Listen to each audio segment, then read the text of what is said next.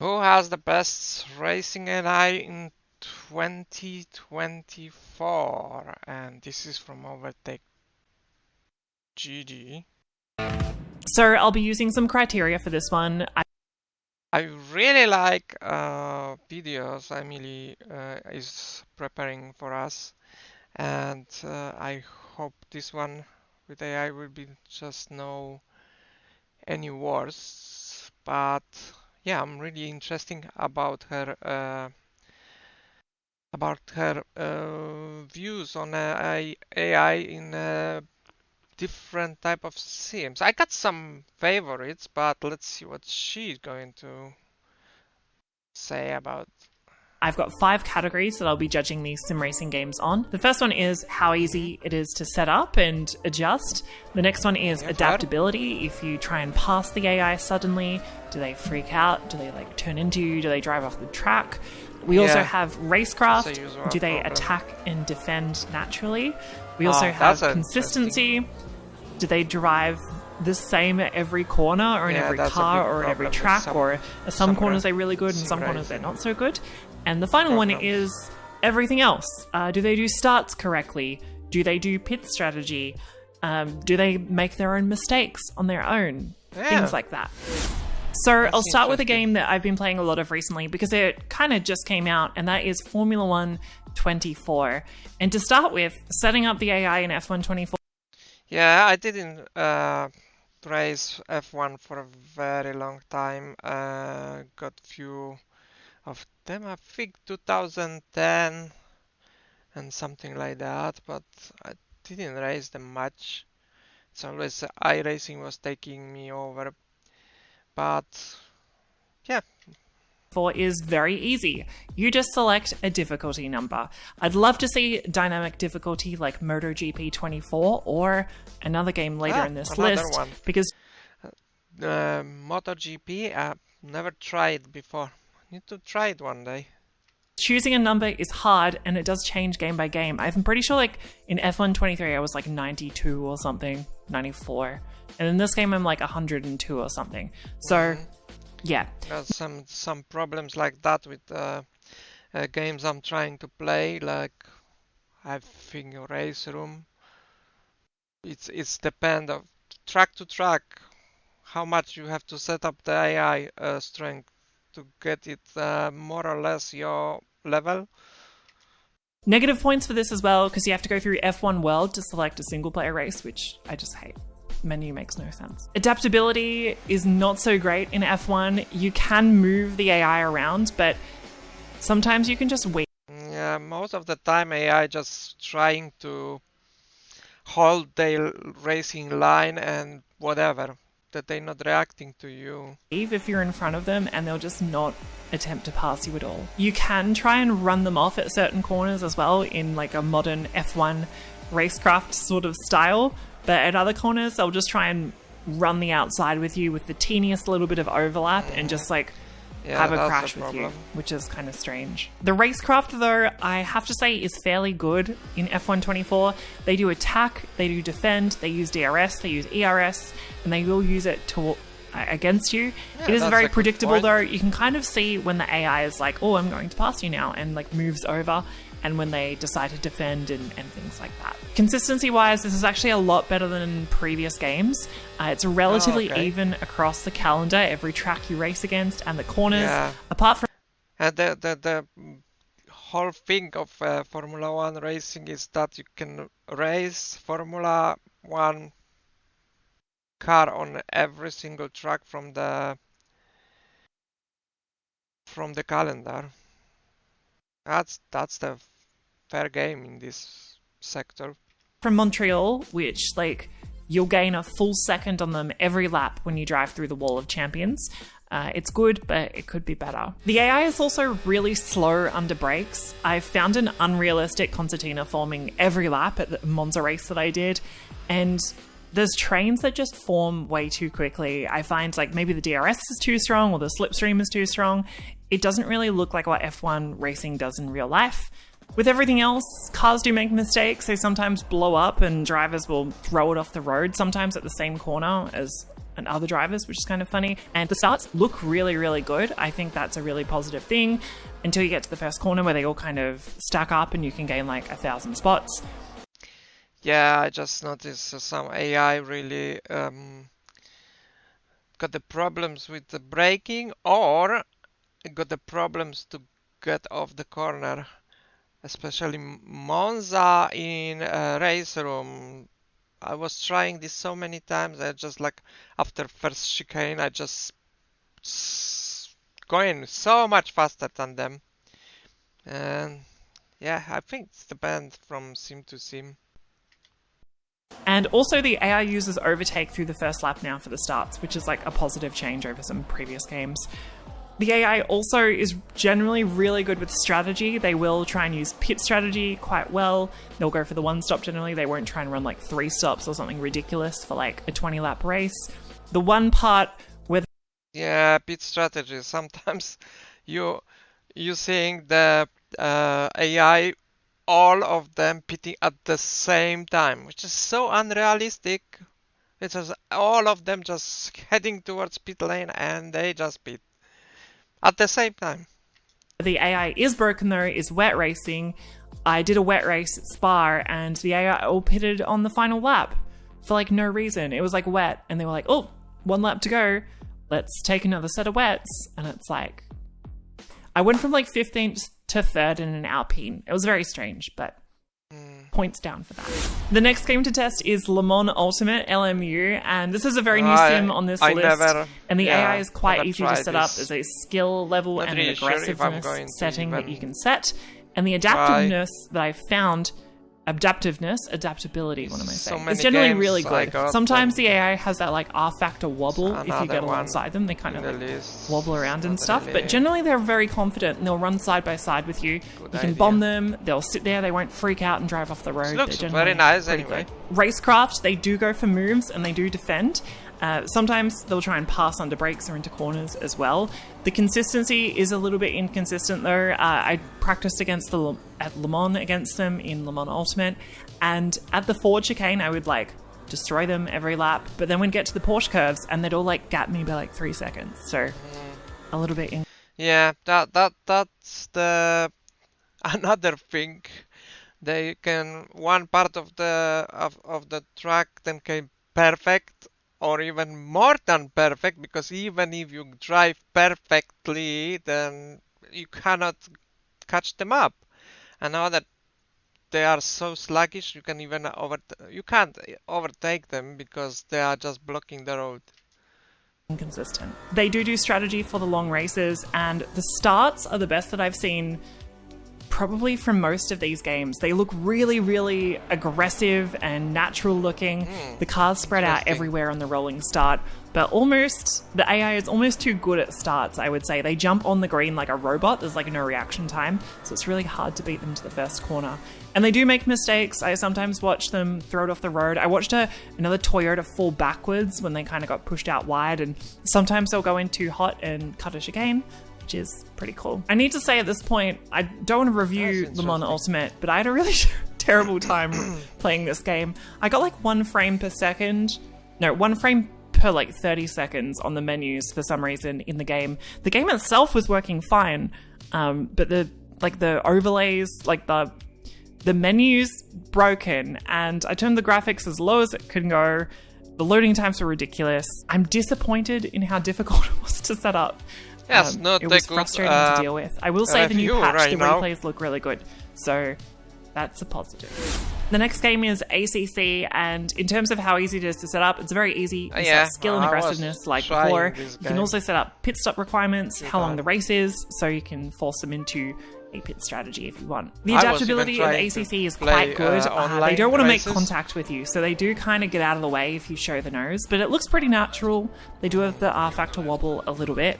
But they do go for moves. Racecraft-wise, they do attack and defend. Sometimes they'll go for moves on each other. I was racing a group of cars and a car in front. This is a really good game, but it's so ridiculously demanding on graphic. Maybe on a screen, single screen or something, it's fine, but I was trying this in VR, and it's unless you drop down a lot of effects and how it looks like, the graphic details and these things, which is starting to look really not nice, then yeah, on a screen maybe. Went on a pass for the car in front of them, and because of that, they were outside on the next corner, and then I could go take the inside, and that was kind of fun racing, I guess. Consistency was very good. I thought they were pretty consistent everywhere. Probably the most consistent out of all the sims I've done. They do strategy through the game. It looks pretty natural with AI pitting on different laps through a race, which is cool. And the starts, they do start kind of weirdly. They look very robotic. They just kind of hold their two lines, and they don't jump as well as you do, so you can make up bulk positions on the start. So points down for the start. The next game is Automobilista 2. That's the game what very easy to set up. Like before, you have a skill and an aggression setting. Races. And the one thing to be aware of is that it also works with oval and road racing, like another sim we'll get to in a sec. And you can download lots of liveries from our website, overtake.gg. So you can put like a livery pack in the game. I actually was running like an early 2000s F1 skin pack, which was really, really cool. Adaptability is very good. They won't drive into you if you bomb them.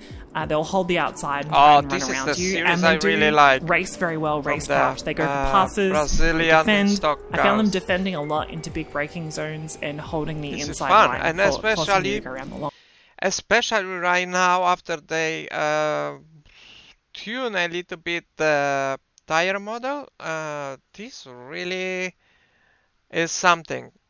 It's really nice drive these cars. Long way. Consistency, they're very consistent. And I feel really challenging to go around the cars, go with them, race with this AI, which is really nice in Automobilista 2. And the starts look very good and very natural. I would say, like, honestly, sometimes they do make mistakes and they miss apexes and stuff. It's not the best AI for AMS2. It's kind of so-so, but what is it the does best the job AI? Very well. Next up is Race Room. Race Room is fairly easy to set up. You can select which AI you want to race against. So if you want to feel like a wizard, you can race against a full field of TCR cars and put yourself in a DTM car. And there is adaptive difficulty in this as well. So yeah, Race Room. This is a little bit strange AI in here. I use one car at different tracks, and it behave and got the different power. Different like a skill or whatever. On one track I can overtake them very easily and go ahead quickly, and then I have to go and bump the AI up to be competitive with them, or them to be competitive with me. And then another track I need to just drop like almost 10 points because I cannot catch up with them, and seems to go through the difficult corners like it's not like a track on rails. It's really inconsistent for me. That's why I dropped AI racing with Race Room a while ago. Maybe they fix it. Let's see what she's going to say more about it.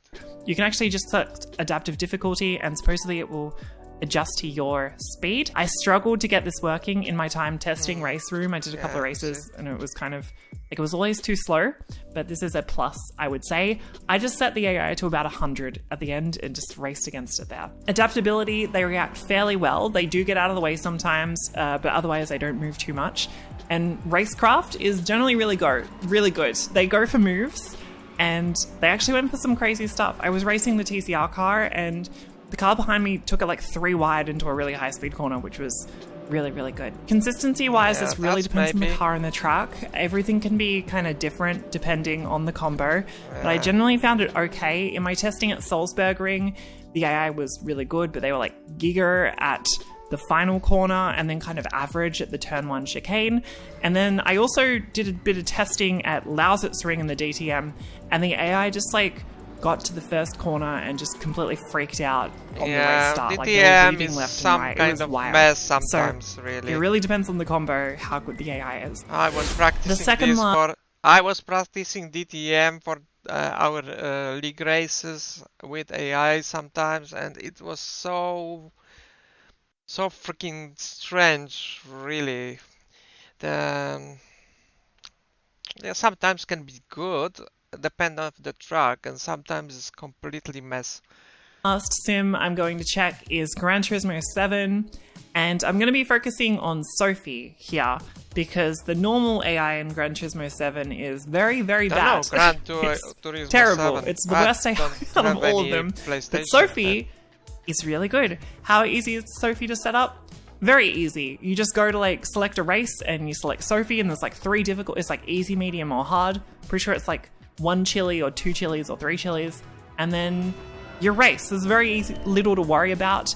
I will say though, there's not a lot of Sophie racing through the game. You can't put it into like long endurance races. You can't put it in the single player campaign for most of the challenges. So I'd like to see Sophie implemented into more of the racing. Adaptability is awesome. The AI reacts really well to you. They'll lean on you sometimes, but they'll generally give you space, and it just looks really natural.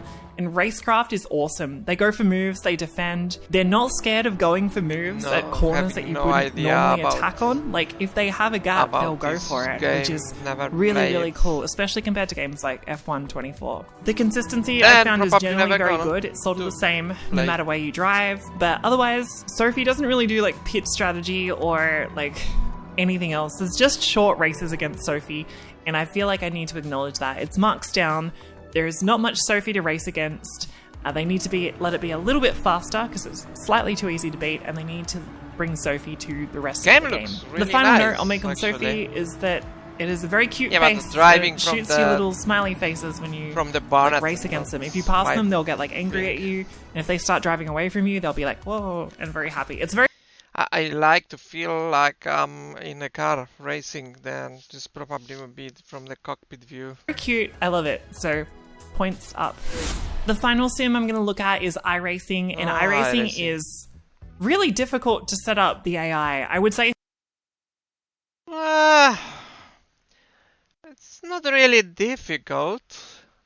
It's basically, it's got a lot of options. I mean, if you're going into every single driver, to set up every single driver, how we going to behave, then maybe that could be difficult. But if you rely on generic drivers, you can generate a bunch of drivers and then just put them on and don't care about it, that they will be balanced between the worst and the best. But setting up everything is, at least you can set up all this stuff by yourself, not just like in Formula 1 when you just put one number slider this way or that way and that's it. You cannot adapt anything else. But here at least you can set up the type of track, how much rubber is on the track, how much what's the weather, the progression of weather right now with the rain and everything. Then you can do all of that stuff here. It's definitely very good regarding setting AI and races. setting up a single race is by far the hardest of all the sims, and where Yeah, but when you set up this race later, you can use these settings, just change, for example, the track or a car class, and that's it. And you can keep going. work out what the AI settings are really difficult, and you can set up a championship and everything, and it's very difficult, but it is very powerful. I would say like you can set up a really interesting kind of race. You can customize too many different options, kind of characteristics of the AI, and they do different things in different ways. It's super detailed, way more than the other games. Really detailed. But it is you can very, very change confusing. Every single One thing driver. that you can do that I've actually not done until I started testing it for this is that you can download AI rosters from Trading Paints. Oh yeah, and that's I had a good thing. modern NASCAR and like a modern V8 supercar roster to race against. It automatically downloads it into the game. There's a heap to download. I thought that was really good. Another thing to note is that oval racing is in this, so if you want, you can go like to Talladega or Daytona and go draft racing. Yeah, Adaptability, iRacing is really famous about the oval racing. I don't think you got anywhere else as good oval racing like in iRacing, and thanks to AI, you can race in, let's say, cup cars or track cars or Xfinity or even the 1980, what is it, 7, I think, cars. Oh, as well, like a short tracks, and then you can do the super late model, whatever. It's so many. Oh, it's a lot of racing. If you like ovals, then you can do a lot of the AI racings there. And they adding constantly new tracks. I'm not really sure. There's a lot of tracks right now where you can race AI. AI and iRacing really natural if you do throw a nose in. I was racing at Bathurst, I threw the nose in at the cutting, and the AI was like dealing with it really great. They weren't crashing or turning in on me, they were just kind of holding the outside. Sometimes they're almost a little bit too confident. If you try and pass them, they'll like leave you one car width of room on the inside of the road and try and pinch you there, which is pretty cool. It's awesome to race against, but it is sometimes very tricky. They do sometimes do some wacky stuff and they freak out completely. I was racing at Bathurst and basically David Reynolds crashed in the first lap at McPhillamy Park and just stopped the car, and then like 10 cars just stopped behind him. And just that's annoying waiting. as well. So that was kind another of thing. Racecraft wise, don't they want do to go go for around. moves and defend. It's I so mean, natural people- looking yeah. that it's hard to find when they're doing this. Like, so it's not as obvious like the F1 games. If they get a run on you, they'll show the nose and stuff like this. And oval racing was really natural as well. They'll often like be confident pushing you, and you know. Yeah, I'm very often practicing with the AI on a track just for fun. But yeah, that's if AI going to ruin your race, you're not gonna be so pissed off like in a moment when you got it ruined while going online with other people. You can push them, they'll deal with it okay. They'll also completely hang you out to dry if you're going too slow. So that was kind of cool. The consistency is generally very good, I've found, but not perfect. In the Bathurst race I did, the AI has no idea how to navigate McPhillamy Park at the top of the hill. They were like a second off me through there, but were absolute rockets down the hill for some reason. So sometimes a little inconsistent. Otherwise, there is strategy. You can introduce like tire swap races for certain classes. But a lot of the racing, you can't actually introduce compulsory pit stops in iRacing, so they won't do strategy unless you like have a small fuel tank or something like that. So you often won't see them execute. That's what you can do. You can change how quick the fuel will be used, and or just basically set up that the fuel tank is smaller, and you need to go and pit. Executing strategy fairly well, but yeah, the starts look really good and really natural. They don't all stop at the first corner, they brake kind of normally where you expect them to, and they do make mistakes sometimes. As I said before, I watched a car just drive it in the fence at Bathurst on their own, and it looked very natural.